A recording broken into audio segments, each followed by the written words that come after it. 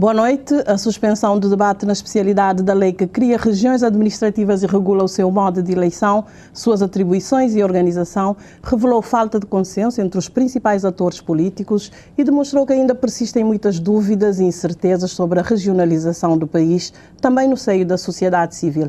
A proposta regressa ao debate na sessão plenária que tem início esta quarta-feira e, ao que tudo indica, sem os entendimentos necessários, pelo menos com o PAICV. Para os devidos esclarecimentos e mais informações sobre vários aspectos desse modelo de governança local, temos connosco o Ministro do Estado e dos Assuntos Parlamentares, Elísio Freire. Muito boa noite. Boa noite. Sr. Ministro, vamos começar aqui pela parte mais atual, que é a suspensão que aconteceu na última sessão plenária.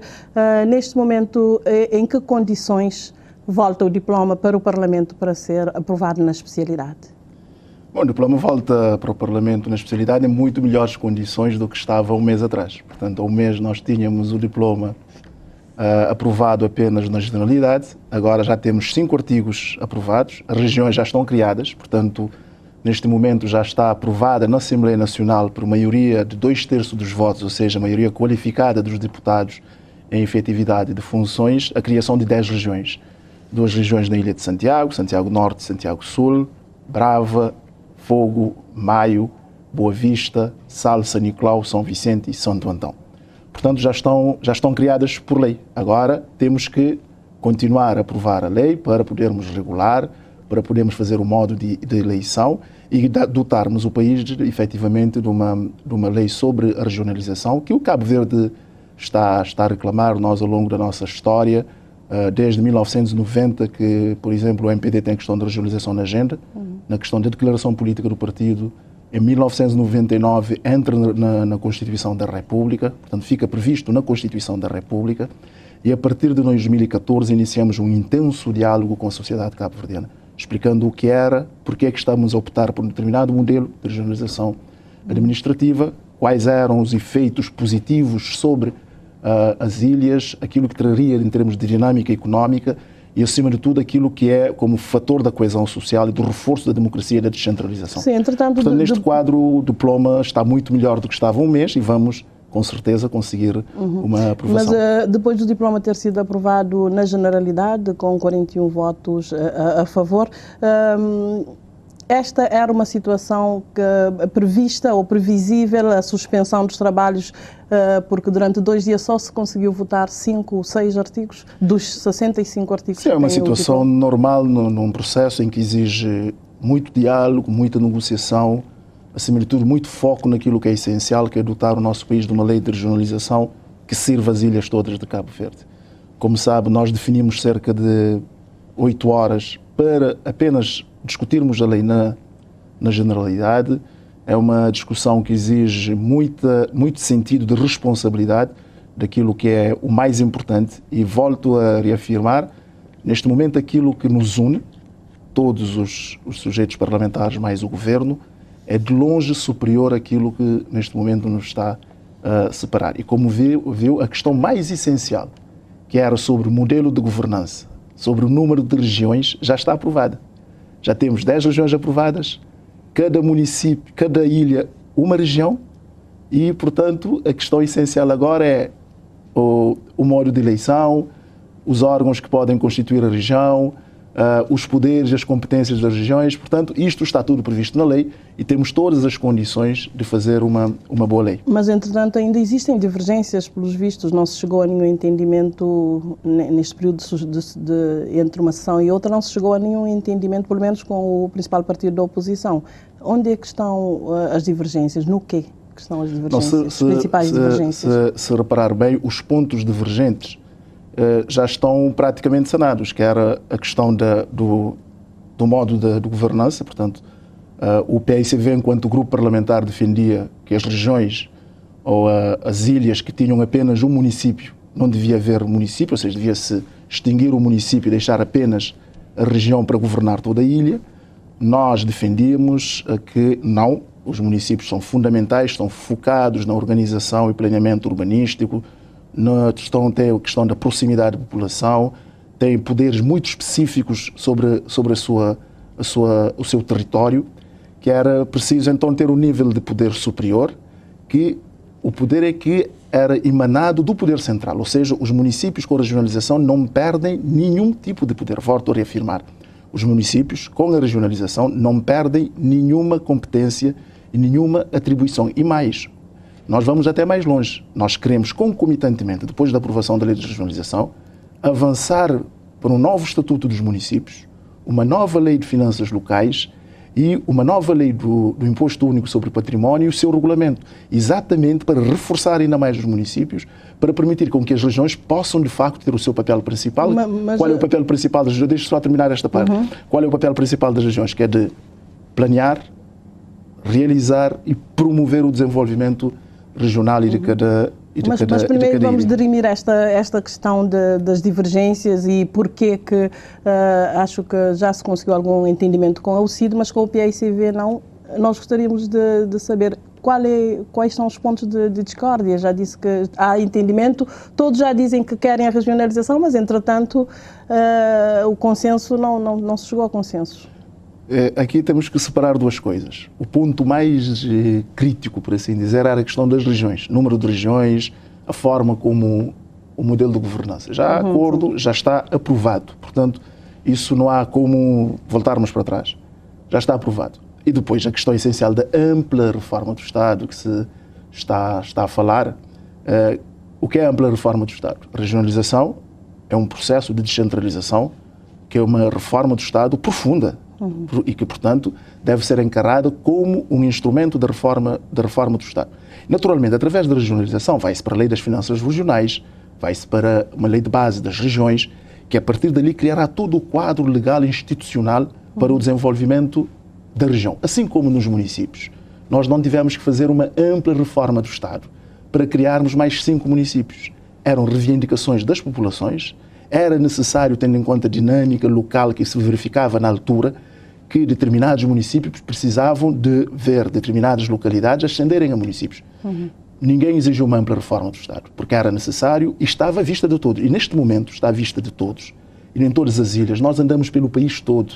Apresentamos a lei a todos os cabo-verdianos de várias formas possíveis. E o mais importante é isso, é que todas as assembleias municipais, todas as câmaras municipais deliberaram no sentido de aprovar o modelo da regionalização que neste momento está no debate no país.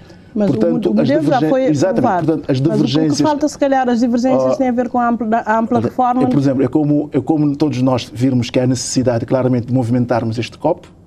Em vez de movimentarmos o copo, temos que dizer, não, temos que carregar a mesa para o copo poder avançar. Isto é basicamente uma comparação pelo absurdo, mas é o que se está a tentar fazer. Porque as ilhas, neste momento, reclamam isso. Reclamam isso por quê? Por um lado, para criação de igualdade de oportunidades, criação de possibilidades de desenvolver as suas economias locais, libertar energias locais, capacidade e melhoria até na inclusão social. Uma questão muito importante, diminuição das assimetrias regionais. Estamos todos cientes que neste momento... Mas este artigo 6º que originou a suspensão... O artigo 6º é uma questão de nome. É um artigo que cria 2 órgãos. A proposta do Governo era Comissão Regional e Assembleia Regional. E diz... Mas qual é o pomo da discórdia neste ponto? Portanto, porque foi suspenso neste ponto. Foi suspenso neste ponto porque não conseguiu a maioria de votos necessários. Nós iremos ver se na quarta ou na quinta-feira não conseguirá. Porque ali não há nenhuma questão de fundo. Não tem a ver com o modelo de governança, não tem a ver com as competências, porque as competências também já estão aprovadas através do artigo 4º. Se reparar bem, o artigo 1º cria as regiões. O artigo 3º fala das atribuições e competências. No artigo 3º e 4º fala das atribuições e competências. E no artigo 5º, portanto, está tudo delineado. O que é a região, quais são as regiões que vão ser criadas, quais são as competências e atribuições que têm. Portanto, já está quase tudo informado. E agora são pequenas divergências de nomenclatura, de forma de ver, que temos que, naturalmente, encarar e negociar e ver que é possível avançarmos. E neste quadro, por exemplo, que nós chegamos a acordo com a UCID, no sentido de, através da Comissão Paritária, de definirmos, observermos uma parte daquilo que são as sugestões da UCID e avançarmos com o processo. Mas porque o mais importante neste momento é avançarmos com o processo da regionalização. Do PAICV não se conseguiu nem negociar, não é? Por exemplo, se reparar bem, o primeiro artigo é proposta do PAICV, foi aprovado. O segundo artigo é proposta do PAICV. Como se todos os cabo-verdianos estão com memória assente, estão a lembrar-se, o deputado João Batista Pereira, a ler a proposta do PAICV. Aliás, o PAICV vota a favor do primeiro artigo, do segundo artigo, do segundo artigo. Portanto, o PAICV só começa a votar abstenção e contra a partir do momento do modelo do número de regiões. Porque queria acabar ou extinguir determinados municípios. Queria extinguir, por exemplo, o município da Brava, o município do Maio, o município da Boa Vista, o município de São Vicente, com o argumento de que não havia uma sobreposição de poderes, o que para nós não é verdade e não é aquilo que é a dinâmica local das várias ilhas. Repare, São Vicente tem 90 mil pessoas. É uma ilha que pode, com a sua dinâmica, tem de ter uma região para responsabilizar-se por aquilo que são as políticas essenciais da ilha. E o próprio município amanhã, nós não sabemos se São Vicente poderá ter ou não mais um município, tendo em conta o número de população, os problemas que estão a surgir, que é necessário ter um poder cada vez mais perto, mais próximo, pode ter um município. Portanto, se tiver mais um município, está claro que estávamos no caminho certo. Mas pode-me dizer a Boa Vista está com uma dinâmica muito boa, que também pode levar o caminho da criação de mais um município. Vai dizer, na Brava está a perder população, não há hipótese no futuro ter mais município. Mas há competências do município da Brava, que não são competências da região da Brava. E vou-lhe dar um exemplo muito prático. Por exemplo, na questão da educação. Todos nós sabemos que existe desde o pré-escolar, mais atrás ainda, desde o creche até o ensino superior. E neste momento, por exemplo, a questão do pré-escolar e do ensino básico, por exemplo, na gestão das infraestruturas, na construção de proximidade, os municípios têm um papel muito importante. Mas nós podemos passar para as regiões a questão do ensino secundário, o ensino superior, no sentido de criar mecanismos, regras de atração, de investigação, de desenvolvimento. Portanto, são duas áreas completamente distintas em que dois poderes estão a intervir com o único objetivo de melhorar a educação, por exemplo, na ilha. E tem o poder do governo, que é o poder superior, que define aquilo que são as políticas, as metodologias, a pedagogia, aquilo que deve ser a base da política educativa a nível nacional. Mas antes de chegarmos a questões não há de este argumento é um argumento que não colhe e vai até contra aquilo que é, porque tudo aquilo que é convictamente, que acredita convictamente na descentralização, defende sempre uma ilha, uma região, ou poderá defender até uma conjugação de ilhas, mas nunca iria no caminho da extinção do município, porque retira ao município o foco da sua ação e retira também as regiões o foco da sua ação. E ficamos aqui com um poder muito híbrido e de responsabilização diluída. O Governo acredita, portanto, que nesta sessão teremos a proposta de lei aprovada, ainda que contando com os votos dos dissidentes, como aconteceu na aprovação na Generalidade? Bom, dissidentes não diria, o termo não é seu, eu não diria que são dissidentes ou não. Estamos perante deputados. Pelo menos votaram deputados não na mesma linha do partido, que não votaram no mesmo partido, na proposta do partido. Por exemplo, os deputados do PAICV que votaram na Generalidade não votaram no mesmo sentido que o próprio grupo parlamentar. Será que o Governo conta com os votos, a possibilidade de ter esses votos outra vez para aprovar na especialidade o diploma? O Parlamento tem 72 deputados, esses 72 deputados é que irão votar. O Governo trabalhará no sentido de ter o máximo de votos possível, o maior número de votos favoráveis possível de todos os deputados. Portanto, é neste quadro que nós temos a estar a trabalhar sempre. Desde 2014, 99, postos na Constituição, em 2001 um governo suportado pelo MPD saiu do poder, em 2016 regressou e nós colocamos isso na agenda política 2 anos antes de regressar ao poder. Criou-se a Comissão Paritária. A Comissão Paritária fez o seu trabalho com dificuldades, com problemas vários, mas o que interessa... Mas durante os 6 meses... Durante os 6 meses...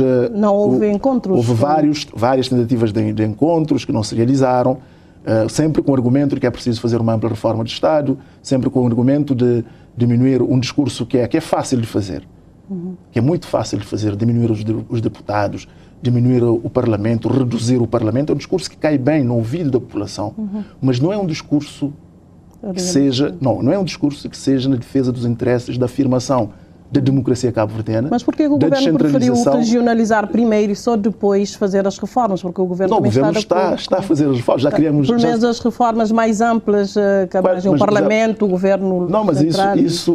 Isso é condicionar uma reforma essencial e fundamental que é reclamada pela própria população cabo-verdiana, por um lado.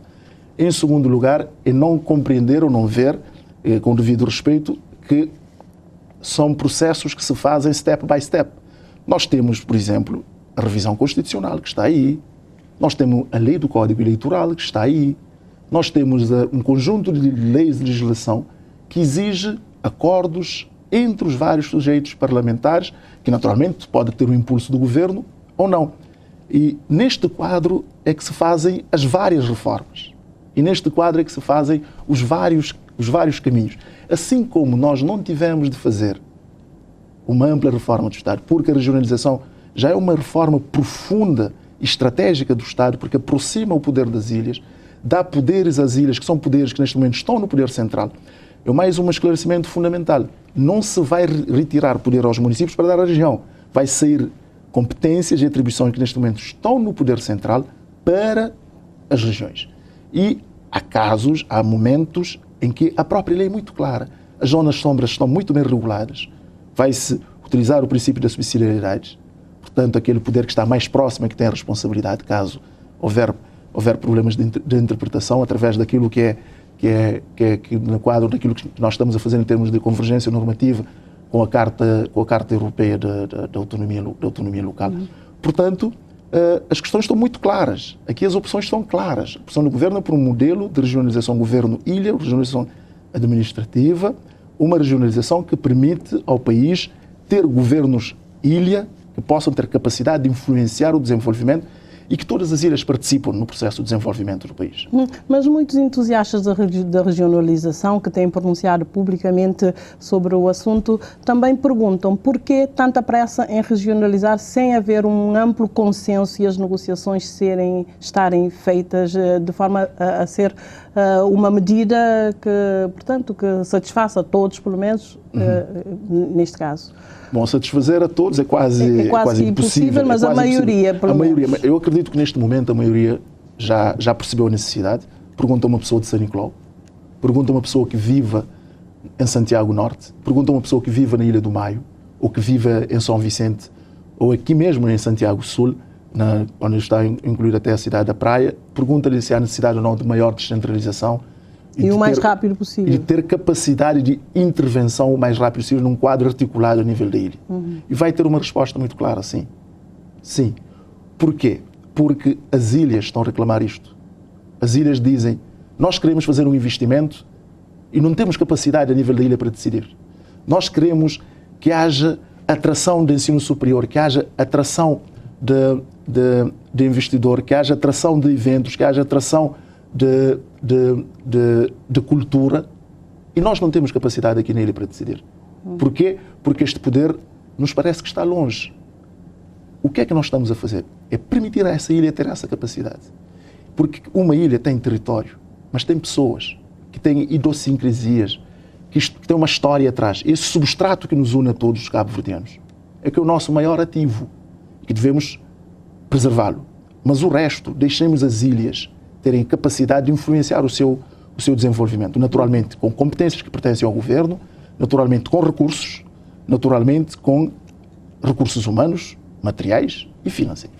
Mas também trazer assim esta proposta para ser aprovada, como está sem o consenso devido, terá a ver com o compromisso assumido também pelo MPD e pelo governo, sobretudo com o eleitorado de São Vicente, que as eleições dos órgãos regionais seriam em 2020, juntamente com as eleições autárquicas? Não tem a ver única e exclusivamente com um compromisso, tem a ver com uma convicção de que este é o caminho para desenvolvermos o nosso país. E tem a ver com um segundo aspecto. O municipalismo já chegou a um ponto de maturação, é preciso reforçar alguns aspectos da sua descentralização. Está provado que para mantermos igualdade de oportunidade entre as ilhas e ter a capacidade de criar riqueza, para diminuirmos as assimetrias regionais, para aumentarmos a eficiência e a eficácia do Estado, a intervenção das entidades públicas, para consolidarmos a democracia cabo-verdiana, temos que dar este salto. Este salto estamos a dá-lo com convicção. Com convicção. E, naturalmente, que há um compromisso, que está no programa eleitoral, está no programa do Governo, de que traríamos esta questão para a discussão pública e faríamos de tudo para a sua aprovação. É isso que estamos a fazer neste momento, mas estamos a dialogar desde 2014. Mas nós somos só nós. Hein? O próprio PICV, a própria CID, tem a questão da regionalização na agenda há muitos anos. Não sei se lembra várias conferências que o governo anterior fez. E todos chegaram a um ponto, a um consenso. Portanto, a sociedade cabo-verdiana já está a ouvir a falar disso há muito tempo. E nós somos o governo que está a ter a coragem de levar isso até ao fim, mostrar que este é o caminho adequado para desenvolvermos as nossas ilhas. Estamos a fazê-la com coragem, com determinação, porque estamos convictos que este é o melhor caminho para o nosso país. Mas ainda haverá tempo portanto, de aprovar a proposta de lei, de criar a comissão instaladora e de ir a votos, os órgãos irem a votos em 2020? Há tempo de fazer portanto, a revisão do Código Eleitoral também, que se impõe, não é? Há tempo, à vontade. O tempo depende da vontade. Nós estamos com vontade e achamos que temos tempo. Por isso é que nós estamos a avançar, porque depois da aprovação da lei de regionalização, naturalmente que vem aí um conjunto de leis que têm que ser feitas. Leis das finanças regionais, lei de base das regiões, revisão do Código Eleitoral, recentragens do papel do governo. Mas há um tempo para a revisão da lei eleitoral, há um tempo que tem que se respeitar em relação às eleições. Exatamente, são até 10 meses antes das eleições. Portanto, temos até setembro, outubro para fazermos isso. E nós estamos disponíveis e temos vontade política para o fazer, e acredito convictamente que neste momento o que nos une é muito maior do que nos separa. O ponto crítico já está ultrapassado, que era a questão das regiões, já estão criadas, portanto vamos em frente. Já agora, como é que vai ser o processo de candidaturas aos órgãos regionais? Vai ser idêntico às autárquicas, através de listas, através dos partidos políticos? Como é que vai ser? Vão ser através de listas. Dos partidos políticos? Lista dos partidos políticos. O que regula a questão dos independentes ou não é o Código Eleitoral. Portanto, a lei da regionalização em si só regula os órgãos e a forma como funcionam, a forma como são eleitos. O que nós estamos a defender, por exemplo, é municípios que tenham, ou ilhas, aliás, que tenham entre menos do que 3 regiões, terão uma Assembleia Regional, por exemplo, com 9 elementos. Se tiverem igual a 3, com 11. Superior a 3, com 13. Mas tem uma nuance de que, lá onde a população for igual ou superior a 50 mil habitantes, haverá sempre uma Assembleia Regional de 13 elementos. Portanto, vão às eleições. O número 1, naturalmente, é o candidato a presidente do governo da Comissão Executiva, que tem que ser aprovada pela Assembleia Geral com maioria absoluta de votos, mas estamos abertos nesta parte a encontrar, através do diálogo, da concertação, o melhor caminho. E parece que a UCID disponibilizou-se para isso, já estamos a chegar a algum entendimento, mas infelizmente uma parte do PICV acha que deve ser após uma ampla reforma do Estado, que passa por um discurso fácil de diminuição do número de deputados, retirar o poder aos políticos, uma emulição da classe política, o que é também muito perigoso, porque nós temos que estar cientes e conscientes que as lideranças têm que ter coragem para tomar medidas que marcam o país nos próximos tempos. E quem está no governo tem quase a mesma responsabilidade que quem está na oposição. Ou seja, quem está na oposição tem quase a mesma responsabilidade, porque são leis que exigem 2/3. E o discurso fácil, o discurso de dizer aquilo que as pessoas acham que é fácil, que ser contra isto, contra aquilo, às vezes é perigoso para a afirmação daquilo que nós queremos. Um país coeso, um país que tenha capacidade de ter as ilhas com capacidade de criar riqueza, igualdade de oportunidades e inclusão social, e um país que se afirme no mundo como uma democracia consolidada. Este é o ponto-chave que temos que preservar sempre. Mas com que bases ou estudos, algo que indicasse que esta via é a melhor para resolver os problemas das desigualdades e das assimetrias regionais? Nós tínhamos quatro soluções em cima da mesa. Regiões plano, Nós faríamos o plano aqui, distribuía-se a cada região, uma pessoa tomava conta de cada região, executava o plano, era na mesma, era desconcentração.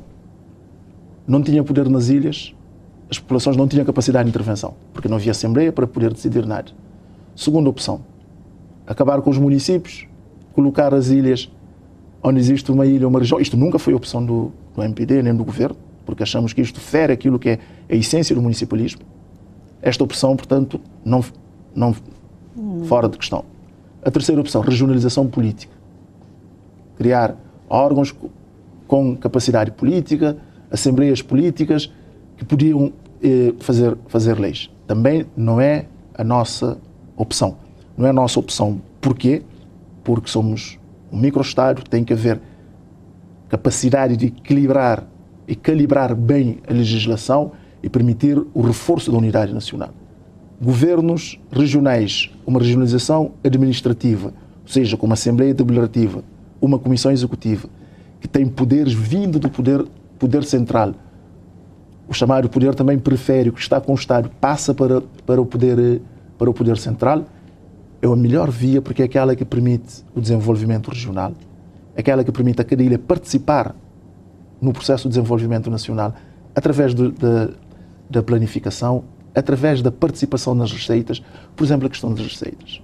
Os municípios não vão perder nem um centavo com a Lei das Finanças Regionais. Será sempre o Estado, porque passa para os municípios competências, porque passa para os municípios recursos, para as regiões competências, porque passa para as regiões de recursos humanos, é que tem que passar também para os municípios e para as regiões, aliás, os recursos financeiros. Esses recursos financeiros podem ser via orçamento do Estado. Os recursos financeiros é outro problema que se levanta sempre que se fala. Como é que se vai... Como é que as regiões vão ter recursos para se autossustentarem, por exemplo? Por exemplo, olha, não há, como se costuma dizer, quem é da área económica e sabe que os recursos são sempre escassos. É da lei da economia. Os recursos são sempre escassos. Agora, devem ser bem geridos. E nós, quais são os fundos de receitas das regiões? É com participação nas receitas fiscais, do orçamento do Estado, é com participação nas receitas consignadas. Portanto, quando digo receitas consignadas, estou a falar nos fundos do turismo, nos fundos do ambiente, nos fundos da manutenção rodoviária, que são receitas que são consignadas, em que as regiões também podem participar, mas nunca retirando aos municípios a parte que já têm. Mas os municípios vão continuar a contribuir para as receitas? Nunca os municípios vão perder o que já têm conquistado. É um direito dos municípios. E mais, os municípios têm neste momento a propensão para até aumentar, porque é um poder de proximidade. As derramas regionais é uma outra fonte de receitas, a prestação de serviços a nível de regiões, a participação lá onde há portos, aeroportos, na concessão, na parte das receitas, nas zonas turísticas especiais. Portanto, são receitas que, bem regulamentados, permitem às regiões terem capacidade de realizar e de terem acesso a recursos. E mais, isto nós estamos a falar com um emagrecimento agora do governo central e da administração central.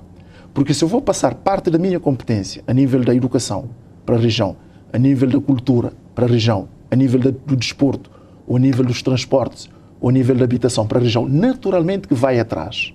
Os recursos humanos que estão comigo passam para as regiões e os recursos financeiros que eu tinha afeto para estes fins, ou estas funções, também passam para as regiões. Quer dizer que não vai haver problema de sustentabilidade de nenhuma região criada? Não há problemas em termos daquilo que muitos estão a levantar, que o Estado pode ficar insustentável. Isso não há nem de longe. Muitos levantam a questão se não há regiões que não se conseguem autossustentar. Mas neste momento, por exemplo, há regiões... Exato, mas aqui funciona o princípio da solidariedade. E acabarem por serem extintos, por exemplo. Não, aqui funciona o princípio da solidariedade nacional e a própria lei que regula as finanças locais e regionais vai colocar isso em cima da mesa e vai encontrar uma solução que satisfaça a todas as regiões e que permita às regiões que neste momento são mais deprimidas economicamente, que têm menos capacidade de arrecadação de receitas, possam dar um passo em frente e ter capacidade de ter acesso a recursos provenientes do próprio Estado, porque o Estado também tem este poder, este dever de promover a igualdade de oportunidades e promover a solidariedade entre as regiões e entre as ilhas. Mas alguns economistas também que têm se pronunciado sobre a questão da regionalização dizem que o modelo adotado peca por não considerar a regionalização económica, o que para eles constitui uma grande limitação. Como é que vê esta crítica? Não, eu acho que nem sequer é uma crítica.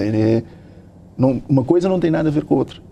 Porque aqui nós estamos a falar da organização das regiões, os seus órgãos, como é que são eleitos. Outra coisa é a organização em termos daquilo que são as dinâmicas locais das economias.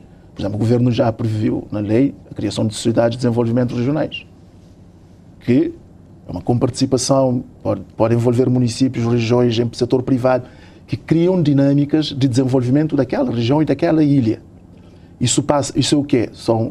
Promovem a ilha, atraem os investidores, dão competitividade territorial, económica à ilha para atrair investimentos, ligam a ilha com o mundo, criam todas as condições para que a ilha e a região estejam em condições vantajosas em termos económicos, com políticas económicas regionais. Portanto, a regionalização económica, por assim que está a dizer, sim, nós estamos a fazê-lo e a começar agora, através desta lei, porque a partir do momento que há um governo regional, naturalmente a sua política económica tem que ser regional.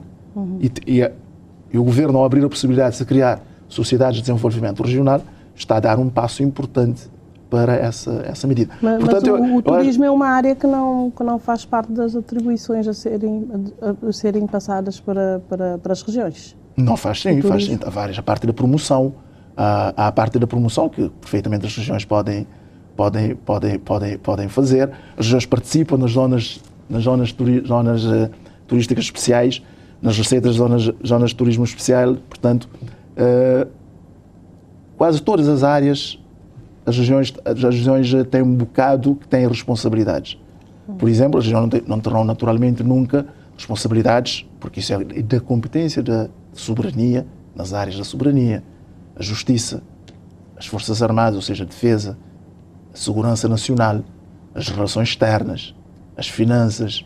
Quando digo finanças, estou a dizer políticas macroeconómicas, defender aquilo que é a nossa soberania. Isso compete ao Estado de Cabo Verde com aquele substrato que nos une a todos.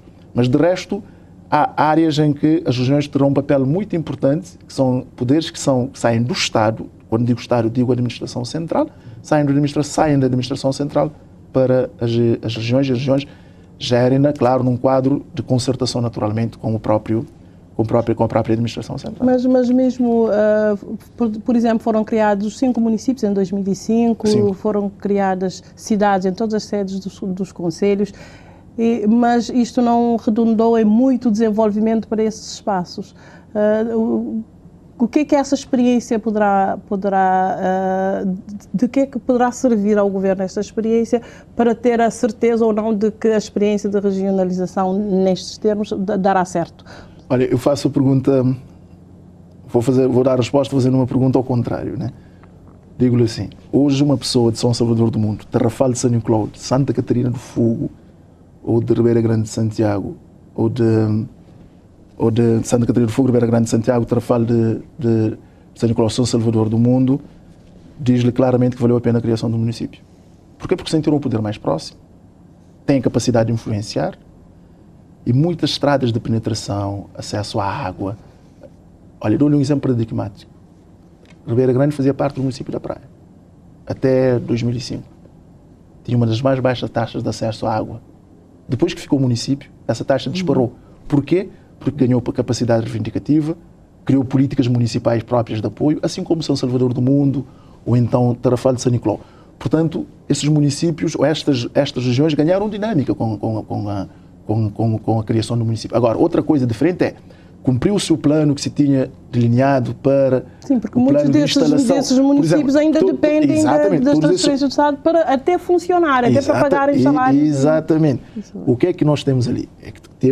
Devia-se ter cumprido um plano de instalação destes municípios, que passava por criar todas as condições nestes municípios para um funcionamento normal, o que não se concretizou, e esses municípios alguns têm dificuldades, de facto, financeiras, mas que têm todas as condições de superar, porque todas têm potencialidade, com uma gestão eficaz, com capacidade de influenciação que cada um tem, é possível desenvolver. Eu acredito, e todos acreditam, naqueles que acreditam na regionalização, que a criação de regiões permitirá exatamente a cada ilha, exatamente isso. Com os recursos que tem, influenciar o seu futuro, influenciar o seu desenvolvimento. Fazer com que haja, por exemplo, é saudável que haver competição, no bom sentido do termo, entre as regiões para atraírem, por exemplo, um grande investidor. Quem é que oferece mais em termos de território, em termos de IUP, em articulação com o município que lhe está na região, ou em termos de derramas regionais, ou então em termos de todas as condições institucionais para atrair um investimento. Está a ver? Isso é importante, porque ele tem recurso, pode influenciar e pode criar as condições para isso acontecer. Mas de onde virão esses recursos que está a falar? Se é sempre do Estado para assegurar, portanto, o funcionamento, a implementação e o funcionamento das regiões? Que taxas ou impostos poderão ser cobrados pela autarquia regional, por exemplo, e que não coincida com as taxas, os impostos cobrados pelos municípios? Como é que se vai funcionar isto? Na normalidade, assim como entre o município e o governo funciona tudo na normalidade, e a nível intermédio, sim, muitas das taxas, por isso que eu estou a dizer, muitas das taxas que cobra-se, por exemplo, a nível do governo central, pode-se perfeitamente ser cobrada nas regiões. E as próprias regiões podem ter capacidade, de, analisando aquilo que são as suas finanças, de criarem taxas próprias.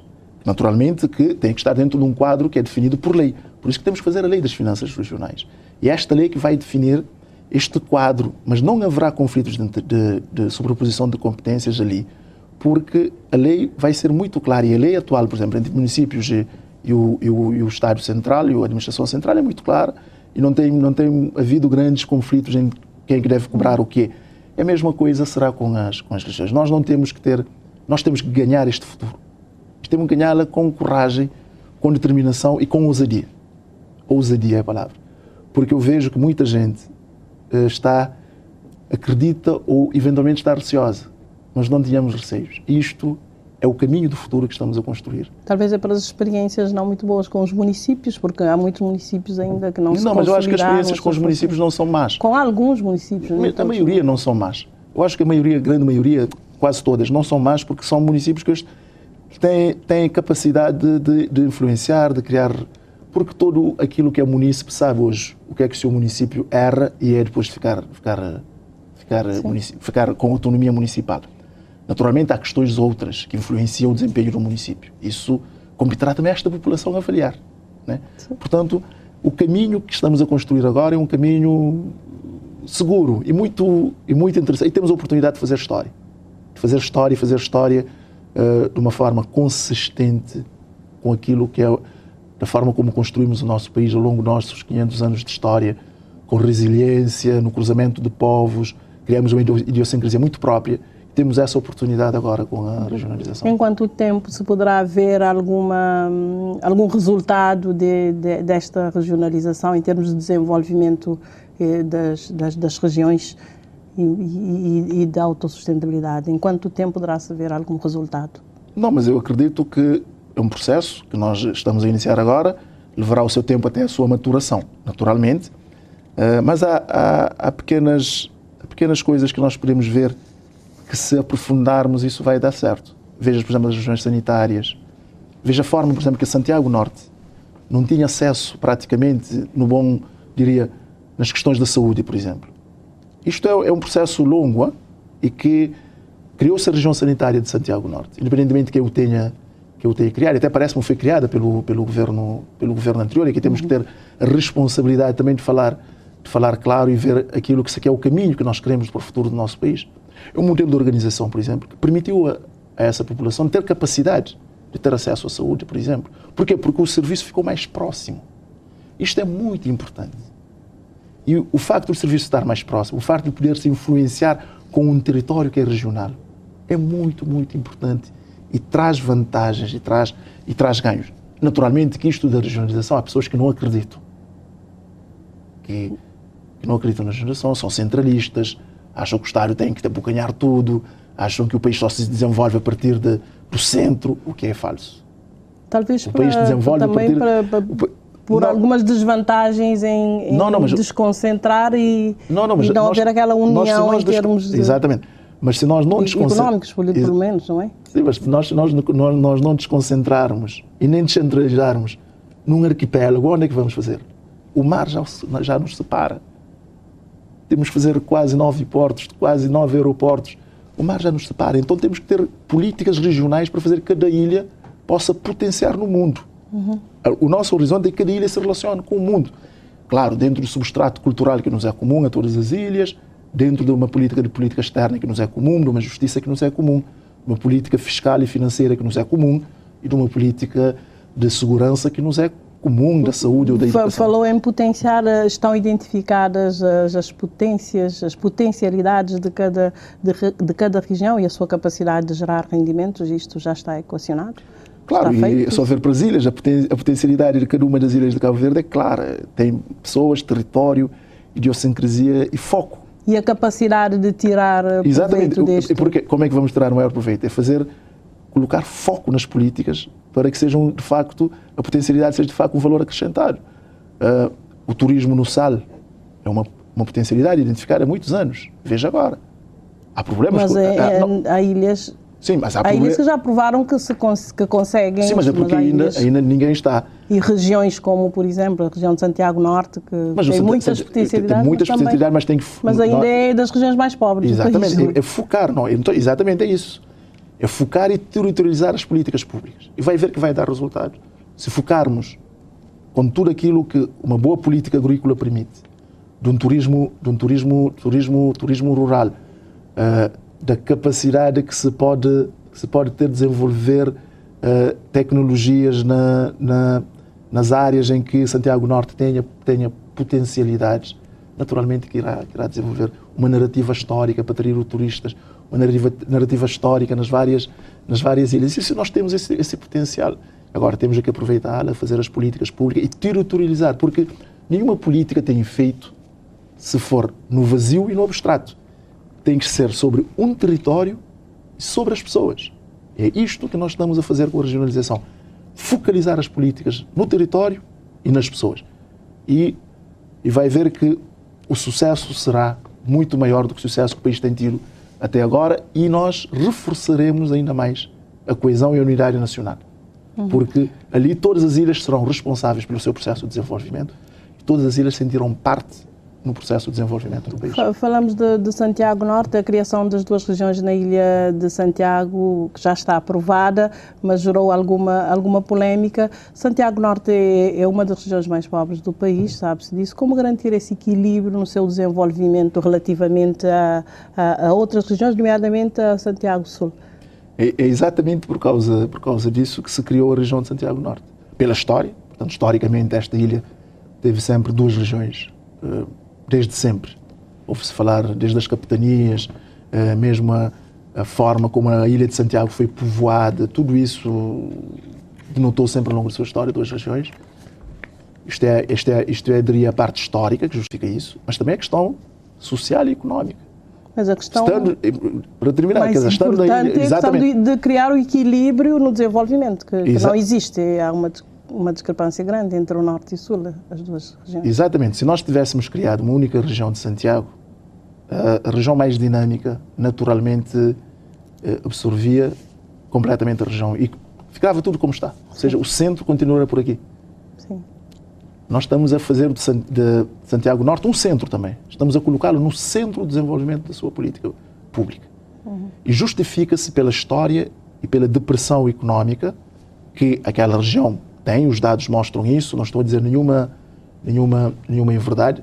A situação hoje é muito melhor do que era há uns anos atrás, mas é uma situação preocupante que temos que trabalhar para melhorar de forma consistente e dar à região de Santiago Norte capacidade para participar no seu desenvolvimento, para melhorar os seus indicadores de saúde, de acesso à água, a saneamento, atrair mais e melhores investimentos privados, porque os investidores privados é que fazem um investimento e não o Estado. O Estado deve criar as condições institucionais legais. Aí sim poderemos ter um amanhã melhor e um amanhã diferente na região de Santiago Norte. E a potência da praia, por ser a capital do país, dessa região, por ser a região uma das mais dinâmicas do país, ajudará na afirmação se Santiago Norte se libertar e criar condições próprias de desenvolvimento. Mas em termos de capacidade de gestão autárquica, o país está em condições de ter pessoas com esta capacidade para trabalhar nas regiões, em todas as regiões do país? Há esta capacidade técnica e humana para isto? Claro. Para a gestão das regiões já no país? Sim, senhora. Sabe porquê que é? Porque uma pessoa que neste momento está na agricultura, ele faz uma tarefa que eventualmente seja uma tarefa que vai ser passada para a região. Seja eventualmente uma tarefa que vai ser passada para a região. Nós vamos passar para as regiões, os recursos humanos, competências, mas também recursos humanos.